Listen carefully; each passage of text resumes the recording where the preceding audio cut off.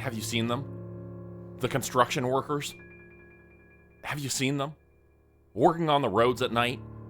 Always busy? But it's never clear just what they're working on. I've seen them. And I know that they've seen me. I am a little drunk right now, so forgive me if this isn't all the most coherent. I'm hoping the alcohol will calm my nerves enough so I can sleep, even if just for a little while. I don't really get a lot of sleep in the first place. I never have. Ever since I was really young, I've always had the worst insomnia. I'll lay in bed, but my brain just won't shut off. My thoughts race at 1,000 miles per minute, and I can't make them stop. Questions, worries, self-doubts. The list goes on. I'm an anxious man by nature. The calm that one needs to drift off doesn't come easily to me, and sleep only comes quickly when well and truly exhausted. Sometimes I'll go on my phone, but that really doesn't help. I just stay up browsing all night. Sometimes I'll get up and play a video game or something, but really that's no better than spending the night on my phone. So, lately, I've been driving. I don't know about you, but driving calms me down. It soothes my nerves. My mind doesn't race or anything. I forget about the anxiety. I can just sit and focus on the road and whatever I'm listening to. A podcast, some music, or whatever. Lately, I've been listening to CreepyPod. That John Grills has a very calming voice. I'll go out on the road for a couple of hours and drive through the dark country roads. Sometimes I'll pass through the nearby towns and take in the surreal beauty of them, quiet and abandoned in the early hours of the morning. If you've never seen it, you should. It's something special. There's something serene about being the only one around in the dead of night. It makes my heart race. And in a way, it makes my anxiety spike. But I love it. Anyways, it was during those drives that I saw them. I never put that much thought into the random construction workers I'd sometimes pass. I just slowed down and made a point not to hit them, like any decent human being. They'd go about their business, and I'd go about mine. Nobody ever really thinks that hard about road work. It's just sort of a little annoying thing you deal with. If there's a lot of traffic, it's frustrating, but usually it's just a mild annoyance at best. Sometimes, while passing their work sites, I'd catch a glimpse of the workers, and briefly imagine myself living their lives, scheduling my life around late-night construction shifts. I've never really been one for manual labor. I don't think I could do it, but I admire those who could. Most of the construction workers I've seen on my drives were just ordinary people, up past midnight fixing potholes. Most of them. Every now and again, I'd see something different, and I'm not entirely sure how to describe it. See, while I was out on my late-night drives, I'd sometimes pass work sites that hadn't been there during the day. I know. That doesn't sound that weird when you say it out loud. A lot of road work gets done at night when there's less traffic out and about. But stay with me here. I know the area I drive in pretty well. I'd know if they were doing road work in these areas during the day. They weren't. And the road work they were doing at night, well, I'm not entirely sure I could call it road work. These work sites had a setup like they were doing road work, with orange and black construction pylons keeping cars away from their work sites. But they didn't really seem to be actually working on the road. I only ever caught a few glimpses of what they were doing. But in every instance that I saw them, there was always a car in the sectioned off part of the road, and they were always doing something to it. Does that even qualify as road work? Then there were the workers themselves. If you've driven past a construction zone at night, you might have made eye contact with some random worker. If so, you'll know that it's a very surreal moment. Kinda uncomfortable. But I mean, you're still just looking at a person. Passing these guys, though, something just felt off about them. They'd always be tall and skinny.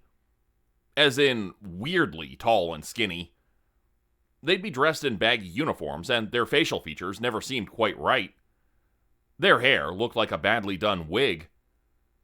Some of them were inexplicably wearing sunglasses, and those that weren't just had a sort of vacant look in their eyes.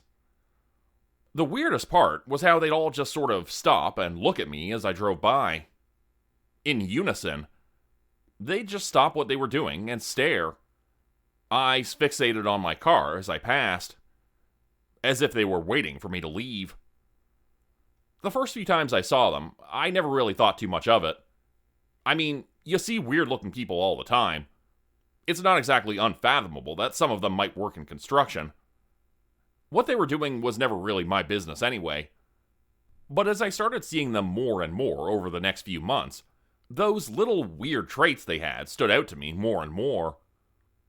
Like I said before, I never thought about it too much. If anything, it was just one of those funny things you see while driving at night, and I never mentioned it to anyone. Why would I? Whatever they were doing, it wasn't any of my concern. I don't know. But I couldn't leave well enough alone. Not after seeing what I saw. I'm beating around the bush. I'm sorry. Putting it all into writing is hard. I'm overthinking every little detail. I'll try and get to the point. It was a few days ago, and I was in the middle of another bout of insomnia. So I did what I'd always done. I went for a drive. I didn't want to go too far from home, so I stayed in town for the most part, skirting around some more rural roads as I drove a familiar circuit I'd driven 1,000 times before. I put on a podcast and let myself relax. It was nice and soothing. After about a half hour or so, I was skirting along one of the roads that separated the suburbs from the endless farmland that dominated the back roads, and I saw the orange and black pylons up ahead. I cut my speed and moved into the other lane to give the construction a wide berth. As I passed by the workers, I spotted a white pickup truck inside the pylons. This didn't look like a work truck. It had way too many bumper stickers, most of them referencing God. The truck was idling, but I didn't see any trace of the driver inside. Only several tall, pale figures working on the body of the truck.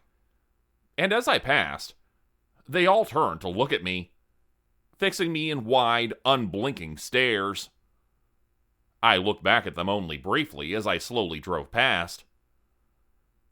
On the ground, a few feet away, were about 4 or 5 other workers. They were standing around something I didn't immediately get a good look at. Like their buddies, they all stared vacantly at me as well.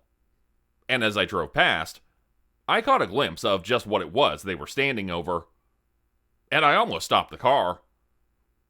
It was hard to see clearly between the figures, but I could have sworn that there was a man lying on the ground. No, that's not the right phrasing. That implies I have any doubts about what I saw. I did see a man lying on the ground. I saw him looking at me, his eyes locking with mine for a moment as I sat inside my car. I saw that he was terrified. That look? I don't know how to describe it, really. It felt like it pierced my very soul and left me sick to my stomach. I've never seen the face of a man who knew he was about to die before. I've never had someone beg me for help with just their eyes. But that night, I was sure that was exactly what I was looking at. And the longer I looked, the more I realized was off. The man they stood over didn't appear to have any legs. He was as pale as a ghost. And there were dark stains on the hands and uniforms of the workers. Stains that looked an awful lot like blood. I stared at them. I stared at the man. And they all stared right back at me, silently warning me off. I took the hint. I hit the gas and sped away from the roadwork. Looking in my rearview mirror, I could see every tall, pale figure at the construction site still staring at me, as the darkness of the night consumed them again. My mind was racing as I left the scene of the roadwork behind. I tried to understand what I'd just seen, but no answer really seemed satisfying. Maybe they'd been helping someone who got into an accident? But why were construction workers doing that? Why were they set up around his car like that? There'd been nothing else they seemed to be working on. I had so many questions, and none of it made any sense. I tried to justify it in my mind, but every logical explanation I came up with collapsed in on itself. Maybe it was just that my mind was tired. I wasn't thinking straight. Maybe it would all make sense in the morning. Maybe. After driving for a little while longer, I eventually found my way back home, went up to my apartment, and collapsed into my bed. I wish I could say I slept soundly, but I didn't. Not even close. Come morning, I was inclined to dismiss everything I'd seen the night before as some sort of bad dream, or exhaustion-induced misunderstanding. I mean, realistically, what were the chances that there was anything suspicious going on out there? Probably zero, right? And yet, I still couldn't shake the memory of the man watching me from the ground as the workers surrounded him. I still couldn't justify the fact that those workers looked to be covered in blood. Perhaps it was just an accident. Perhaps... I don't know. But if it were, wouldn't there be some sort of record of it? When that idea crossed my mind, I had to look into it more. I scoured the local news looking for some reference to a car accident last night, but found nothing. That, in and of itself, shouldn't have been too suspicious, right? The news can't cover every little fender bender. What was I saying? This wasn't a little fender bender. In a best-case scenario, that man had to have been at least injured. There had been no other cars at the scene, so he had to have crashed into something. A guardrail or a signpost. Something. That was it. If he'd hit something on the road, then there would be some sign of it, wouldn't there? It hadn't looked like his truck had hit anything when I passed him, but, well, it had also been dark, and I hadn't stuck around for long. I still had some time before work started. I could drive down to get coffee and a donut, take that road, and see what damage was done.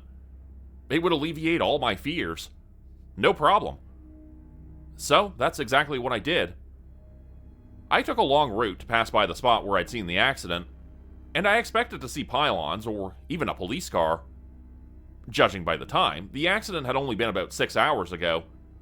There probably wouldn't be any trace of the truck or its driver, but I had little doubt I'd see what they'd hit. And yet, as I drove down the highway, I saw nothing. I'd never really stopped to closely study the signs and guardrails along the road before, or, more accurately, the lack of them. What few rails and signs I saw had no damage, and when I passed the area I'd seen the truck in, there was nothing there that it could have hit. Let's say the driver had been drunk and he'd gone off the road. He would have ended up in a farmer's field. Perhaps he had, and those workers had carried him out.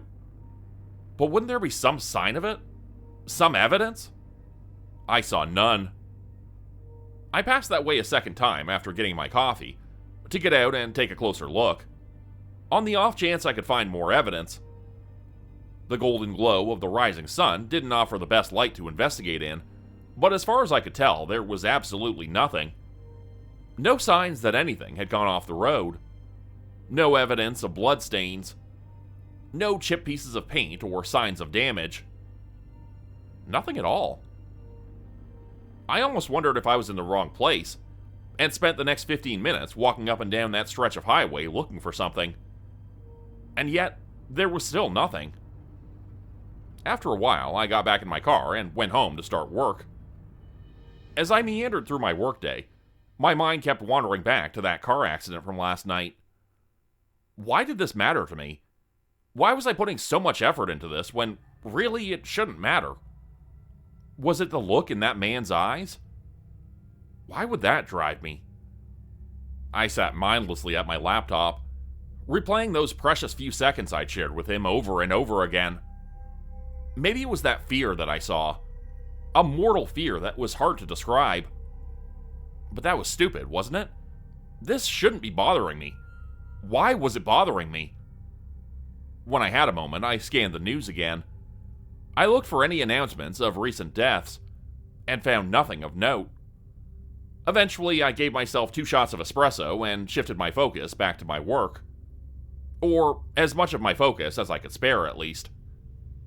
Then, in the evening, I had a microwave dinner to cap off my day, and played a video game until I got sleepy. I woke up at around 1 in the morning. Usually, I wake up gradually, but this was different. I don't have a lot of nightmares, and the ones I do have are pretty minor. The most recent one I can remember involved me putting too much soap in the sink while washing dishes, and being terrified that my parents would find out. Don't ask me why I thought that was so terrifying. I don't know how to explain it. But the nightmare I'd just woken up from was far more vivid than any of the others. In it, I was back in my car, coasting along that back road and watching as the strange, tall construction worker stood over the man with the Jesus truck. I watched as they tugged at his body, not as if they were trying to help him up, but as if they were trying to take him apart. I'd looked into his eyes as I'd driven past, and both the man and the workers all stared at me. I got to see the terror in that man's eyes all over again. I got to see the mortal fear he felt, and it was intense enough that I felt it in my own heart, too. I wanted to help him. But the workers were staring at me, eyes burning into me, silently willing me away, warning me with an unspoken threat should I get closer. In my dream, I drove away, just like I'd driven away the night before. I'd woken up in a cold sweat. The knot in my stomach was anything but a dream, and though I tried to lay back down and rest, my brain was wide awake. I didn't feel rested. I still felt exhausted.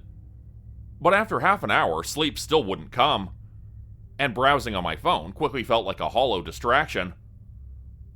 So I got up, got dressed, and grabbed my keys to go on another drive. I passed by the spot where I'd seen the truck again, although there was still nothing there. No evidence of road work. I didn't linger there for much longer. I moved on. I took a back road that I knew would lead me into one of the small towns just outside the city I live in. I didn't play a podcast this time. I just wanted to be alone with my thoughts for a little while. I don't know what I was expecting or hoping to accomplish. I just figured it would help. Perhaps it did, perhaps it didn't. I'm really not sure. Roughly an hour into my drive, I noticed a flash of orange just down the highway. Road work. Even from a distance, I recognized the tall, lumbering forms of the workers. These were the same men I'd seen before. On instinct, I slowed my car down, pulled over to the side of the road, and killed the engine. My lights went dead and immersed me in darkness. I saw one of the workers look over in my direction, and for a moment I dreaded that they might stare at me, seeing me through the darkness. But they didn't. They just went on with their business, seemingly none the wiser. I felt like I was doing something wrong. At the very least, I was doing something weird, spying on random construction workers. These probably weren't even the same guys I'd seen the night before. I mean, they looked similar, but I had no proof. But I still figured that I'd watch them for 20 minutes or so before getting bored and driving off. I'd probably spook the hell out of them, but it would put those nagging voices in my mind at rest. So, I sat.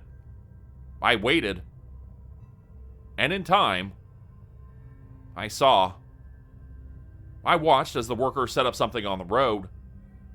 Just what, I couldn't say. Some sort of strip. Right across the highway, though. It came out like a jack. Oddly enough, they didn't seem to mark where it was. They just laid it out, then went back to the safety of their orange cones. I wondered if perhaps this was some sort of road treatment. I never thought it would be anything dangerous. But when the next car came, well, I've seen a car's tires pop before. The sound is hard to forget, as is the smell of burning rubber. The second that car went over whatever they put in the road, the tires were shredded. I watched the car skid and struggle to brake before veering over to the side of the road. And as it did, I watched the workers approach it, carrying their pylon silently and dutifully, probably just to help him, right? But if so, why were a few of them picking up whatever they laid across the road? Why did whatever they laid across the road look like it had spikes in it? I watched as the driver, a man in a warm-looking sweater with a matching scarf, got out. He didn't seem to notice the workers coming towards him at first, and while I considered getting out to check on him, my instincts told me to stay put. The workers were almost on top of him when he finally noticed them, and when he did, I saw his eyes light up a little. He spoke to them warmly, almost like friends. "Hey, sorry, something blew out my tires." And before he could say any more, he trailed off. His eyes followed the pair of workers taking the spikes off the road, and I could see him piecing together what had just happened in his mind. His warmth immediately faded away, and was replaced with rage. Then, panic. I heard him yelling at them. "The hell's going on here? What's your fucking problem?" They didn't seem to care. They just kept drawing ever closer to him, and when they started to grab him, he fought them, screaming and thrashing all the while. But there were too many of them, and only one of him. He fought, but in the end it meant nothing. In the end, they dragged him to the ground, and his screams of rage all too quickly became screams of pain. I watched as they began to pull him apart. Not cut. They had no tools. All they had were their bare hands, and they pulled. I heard the squish of flesh being ripped from flesh, the inhuman, throaty screams of a man being eviscerated while he was still alive. Then, the choking gasps, the horrified sobs, the begging. Then the vomiting, as the horror of what was being done to him settled down upon him. Within about 10 minutes, all was silent. The workers who had pried off parts of his body took them away, disappearing into the night with them like ants carrying away pieces of their prey. I watched it all with a growing feeling of nausea in my stomach, and I knew that this was the hell the man I'd seen the other night had gone through. They started on his car next, prying at the metal before ripping chunks off of it. Once again, with only their bare hands. I didn't stay long for that. The spikes were off the road. I didn't want to wait around for them to finish on his car, in case they spotted me, and decided to make me the next victim. I wasn't stupid enough to drive towards them. For all I knew, they'd seen me and had set up yet another spike trap ahead. Instead, the moment my engine came to life, I made a violent U-turn and hit the gas, speeding away from the workers. In my rearview mirror, I could see them all looking up at me as I fled. I haven't slept well since that night. I've barely slept at all. I can't unhear the screams. I can't forget the sound of flesh being ripped apart. Part of me doesn't want to forget. I saw a report on the news the other day. They found parts of several disassembled vehicles dumped in a nearby lake. Some of them even date back to the 1960s. There was even some video of the vehicles being pulled out. One of them looked like it used to be part of a white pickup truck. And it was even covered in decals and stickers praising Jesus. Hard to say for sure, but I can hazard a guess as to where it came from. I haven't left the house in a few days. I don't think the workers go out in daylight, but I don't want to chance it. I know they've seen me at least twice now. I don't know if they can find me. But I've seen a lot of construction on the street outside my window lately. And it seems more active at night. Become a channel member today for early access, bonus videos, and special emojis only available to members. Check out the description below or click the join button for more info. If you'd like another way to help support the channel, please consider joining my Patreon page at patreon.com/JordanGroupeHorror. As a patron, you'll get access to bonus videos and content. You'll be credited at the end of every video going forward, and if you decide to stay for 3 months, I'll name a character after you which will be featured in a Hollow's End story. Links to join the Patreon are in the description. Thanks everyone for listening. Please like, subscribe, and comment to help the channel continue to grow. And see you again next time at 4 p.m. Eastern Standard Time. Hope you have a great night.